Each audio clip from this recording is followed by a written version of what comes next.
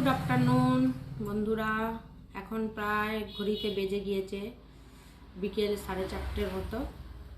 আমরা বসেছি লাঞ্চ করতে।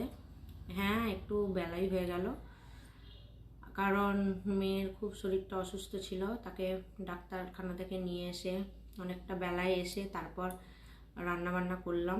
করতে করতে দেরি হয়ে গেল। তারপর একটা ভিডিও এডিট করলাম, করে খেতে খেতে অনেকটাই বেলা হয়ে গেল।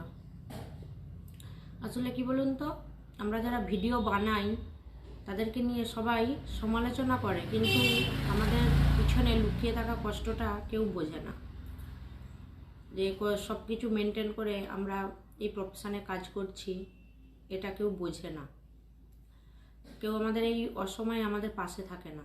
সবটা নিজেই নিজেকে সামলাতে হয়। তো আশা করছি আপনাদের লাঞ্চ হয়ে গিয়েছে সবার। আমরাও খাওয়া দাওয়া করে নিই। টাটা।